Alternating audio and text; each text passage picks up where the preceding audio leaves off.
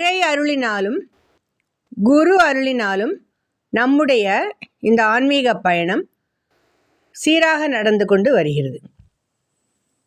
இந்த பதிவு எல்லாமே ஆன்மீக தேடல் உள்ளவர்களுக்கு ரொம்ப உதவியாக இருக்கும் அப்படின்னு நான் நம்புகிறேன். இப்போ நம்ம மகானின் சரித்திரம் அந்த சீரீஸில் 2வது பாகமாக இன்னித்து பதிவில் அந்த மகானுடைய சிஷ்யர்கள் அவரை பற்றி என்ன சொல்கிறார் அப்படிங்கிறத பற்றி தான் நம்ம பார்க்க போகிறோம். இப்போ இதில் வரக்கூடிய சம்பவங்கள்லாம் அந்த நாளில் புராணத்தில் நம்ம கேட்ட மாதிரி தான் இருக்கும். நமக்கு எல்லாருக்குமே தெரியும், சிதம்பரம் நடராஜர் பெருமான் பெரிய புராணத்தோட முதல் அடியை அதோட ஆசிரியர் சேக்கிழாருக்கு எடுத்து கொடுத்தார் அப்படின்னு தெரியும். நமக்கு எல்லாருக்கும் தெரியும். அது உலகெல்லாம் அப்படின்னு அது ஆரம்பிக்கிறது பெரிய புராணம். அதே மாதிரி ஆதிசங்கரோட வாழ்க்கையிலையும் இந்த மாதிரி ஒரு சம்பவம் நடக்கிறது. அவரோட அத்வைத்த கொள்கைக்கு கொஞ்சம் எதிர்ப்புகள்லாம் இருந்தது.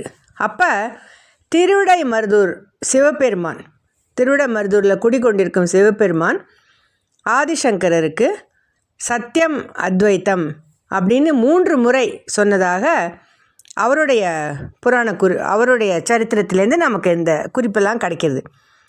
அதே பாணியில் தான் இப்போ இந்த குருவோட சரித்திரத்தில் கூட சில விஷயங்கள் நடந்திருக்கு அப்படிங்கிறத நம்ம பார்க்கலாம். அதுக்கு முன்னாடி ஒரு சின்ன ரீகேப் பார்த்துட்டு இதுக்குள்ளே போகலாம், சரித்திரத்துக்குள்ளே போகலாம். ஹரியானா அப்படிங்கிற மாநிலத்தில் தான் இந்த மகான் அவதரித்தார். இவரை குரு ஆஃப் குருஸ் அப்படின்னு சொல்கிறார். ஏன்னா இவர் சிஷ்யர்களை ரெடி பண்ணலையாம். இவர் தன்னை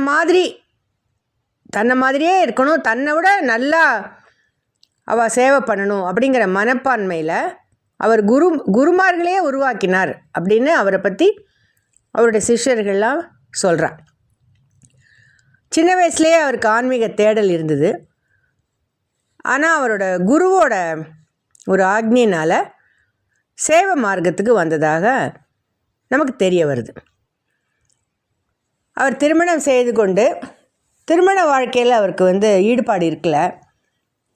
அப்போ இதை மாதிரி மெடிடேஷன், மந்திர ஜபம் அதிலெல்லாம் இருந்தபோது அவருடைய குரு இவருக்கு நீ கிரகஸ்தாசிரமத்தில் இருந்து உன்னுடைய தேடலுக்கு அதுலேயே உனக்கு பதில் கிடைக்கும் அப்படின்னு அவர் சொன்னதுனால அவர் சேவை மார்க்கத்துக்கு வந்ததாக நமக்கு தகவல் கிடைக்கிறது. அவர் பழையபடி ஆன்மீகத்தையும் விடலை, குடும்ப வாழ்க்கையும் நன்னா பார்த்துட்டார். நல்லா படித்து சாயில் டிபார்ட்மெண்ட்டில் கவர்மெண்ட் ஆஃப் இந்தியாவில் குர்காவ் அப்படிங்கிற இடத்துல குடும்ப வாழ்க்கை அவர் ஆரம்பித்து அவருடைய ரொட்டீன்லாம் பார்த்துட்டு அவர் சேவைக்கு எவ்வளவு முக்கியத்துவம் கொடுத்தார் அப்படிங்கிறதையும் பார்க்கலாம். இந்த பதிவில் நம்ம பார்க்கலாம். கார்த்தால 8லேருந்து 5 வரைக்கும் ஆஃபீஸ் வேலை விஷயமா வெளியூர்களுக்கு போகிறது, அப்புறம் மீட்டிங்ஸ்லலாம் கலந்துக்கிறது, அந்த மாதிரி எந்த விதமான ஒரு பொறுப்பையுமே அவர் நல்லபடியாக கவனித்தார். அதுக்கப்புறம் ஆஃபீஸ் வேலை முடிஞ்ச உடனே வீட்டில் தன்னோட வீட்லேயே முதல்ல சேவையை ஆரம்பிக்கிறார். அதுக்கப்புறம் தான் பின்னாடி நிறைய இடத்துல ஸ்தான் அப்படின்னு நிறைய இடங்கள் அது பரவுறது. முதல்ல வீட்லேயே அவர் ஆரம்பித்த போதே அவர்கிட்ட அந்த சேவையை அனுபவித்த எல்லாருமே வெளியில் போய் சொல்லி அவர் விளம்பரம் செஞ்சுக்காமல் கூட அவரோட சேவையை கேள்விப்பட்டு ஜனங்கள் அலையாக மோதினார்கள் அப்படின்னு நமக்கு தகவல் கிடைக்கிறது. மைல் கணக்கில் ஜனங்கள் இவருக்காக காத்துருப்பாளாம். மாதம் ஒரு நாள் அப்படி சொல்லி இவர் எல்லாரையும் பார்த்து அவளுக்கு ப்ளெஸ் பண்ணி சில பேரை பார்வையாலே குணப்படுத்தியிருக்கார். சில பேருக்கு வேறு வேறு முறைகள், வேறு பேஷண்ட்ஸ்க்கு எந்த பேஷண்ட்டோட மெடிக்கல் ரெக்கார்டு கூட அவருக்கு அவசியம் இல்லாமல் இருந்தது. அவர் ஏற்படுத்தின அந்த ஸ்தான் அப்படிங்கிறது நம்ம தேசத்துலேயும் இருக்குது, அதை தவிர வந்து வேறு தேசங்கள்லேயும் சிகாகோ, கனடா அங்கெல்லாமும் இந்த ஸ்தான் இருக்குது, அப்படி சேவை மையங்கள் பின்னாடி நிறுவப்பட்டன அப்படின்னு நமக்கு தகவல் கிடைக்கிறது. இவர் வந்து தன்னோட சாதனைக்கு கொஞ்சம் இது எடுத்துக்கணும், டைம் ஸ்பெண்ட் பண்ணணும். அதுக்கப்புறம் ஆஃபீஸ் வேலை பார்க்கணும். அதுக்கப்புறம் ஜனங்களுக்கு சேவை பண்ணணும். அவர் வந்து எப்போ சாப்பிடுவார், எப்போ தூங்குவார், இந்த 2 கேள்விக்குமே அவர் சிஷ்யர்கள்கிட்டேருந்து பதிலே அவர் சிஷ்யர்கள் சொல்கிறா, எங்களுக்கு இதுக்கு பதிலே கிடைக்கல அப்படின்னு சொல்கிறா. ஒரு சமயம் வந்து ஒரு பேஷண்ட்டு 6 மாதம் எந்த சாப்பாடும் அவனால் சாப்பிட முடியல அப்படின்னு குருஜியை தேடி வரான். அப்போ அவர் கையால் வந்து ஆலு பரோட்டா அவரை வந்து சாப்பிட வைக்கிறார். அவன் நல்ல நிவாரணமாகி திரும்பி போயிடுறான். அதுக்கப்புறம் ஒரு நாளைக்கு ஒரு டாக்டர்கிட்டேருந்து ஒரு ஃபோன் கால் வருது. அவர் வந்து ஒரு சர்ஜன், சர்ஜிக்கல் டேபிள் மேலே பேஷண்ட்டு படுத்துன்னு இருக்கான், சர்ஜரி ஆரம்பிக்கணும். திடீர்னு பார்த்தா அவரோட மைண்ட் வந்து டோட்டலாக பிளாங்க் ஆகிடுறது. உடனே குருஜிக்கு வந்து கூப்பிட்றான். குருஜி அப்படின்னு உடனே அவர் என்ன விஷயம், யாருக்கு அப்படின்னு எந்த விதமான கேள்வியும் கேட்கலையாம். அந்த காரியத்தை எந்தவித தகவலோட அவசியமே இல்லாமல் அவர் நிறைவேற்றினார் அப்படின்னு அவர் சிஷ்யர்கள் சொல்லியிருக்கா. அவருக்கு ஆக்சுவலாக வந்து ஒருத்தர் வந்து முன்னாடி வந்து நின்னாலே அவருடைய கடந்த காலம், நிகழ்காலம், எதிர்காலம் எல்லாம் தெரிஞ்சிருமா. ஆனால் அவரோட இந்த ஹீலிங் இதெல்லாமே ஒரு நியதிக்கு உள்பட்டதாக இருந்ததாக தெரியுது அப்படிங்கிறா. அதாவது அவள் அம்மாக்கே ஒரு இது கஷ்டம் வந்தபோது பூர்த்தியாக வந்து குணப்படுத்தலையாம் அவன் அம்மாவை.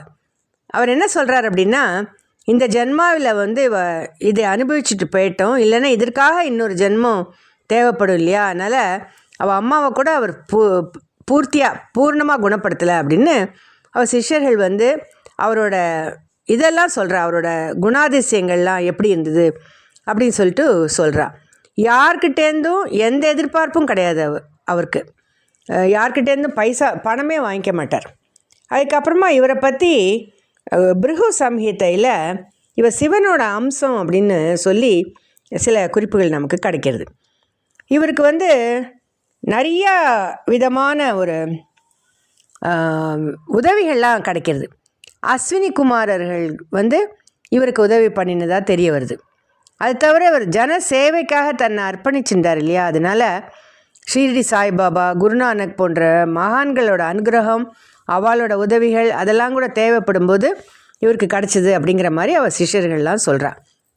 ஒரு சமயம் இவர் வந்து மத்திய பிரதேஷ்க்கு போயிருந்த போது ஒரு யோகி மரத்துக்கடியில் உட்காந்து இவரை பார்த்துட்டு இவர் என்ன மந்திரம் சொல்கிறாரோ அந்த மந்திரத்தை அந்த யோகி சொல்லி காமிச்சிட்டு, இந்த மந்திரத்தோட நீ இன்னும் சில அக்ஷரங்கள் சேர்த்துக்கோப்பா, உனக்கு நல்லது ஆகட்டும் அப்படின்னு சொல்லி அவருக்கு வந்து ப்ளஸ் பண்ணி அனுப்புகிறாராம். அப்போ அவர் ஏற்கனவே சொல்லியிருந்த மந்திரத்தோட இந்த யோகி கொடுத்த மந்திர அக்ஷரங்களையும் சேர்த்துண்டு ஜபம் பண்ண ஆரம்பிக்கிறார். ஏற்கனவே அவரோட கையில் வந்து ஓம் அப்படிங்கிற இது இருக்குது, அக்ஷரங்கள் இருக்குது அவரோட கையில். அப்புறம் இந்த மந்திர தீட்சையெல்லாம் வாங்க விட்டு அவரோட வாழ்க்கையில் படிப்படியாக வேறு சில மாற்றங்கள், அதுக்கப்புறம் ஒரு ஆன்மீகத்தில் வந்து எந்த நிலைக்கு வந்தார் அதெல்லாம் நம்ம வந்து அடுத்த பதிவில் பார்க்கலாம்.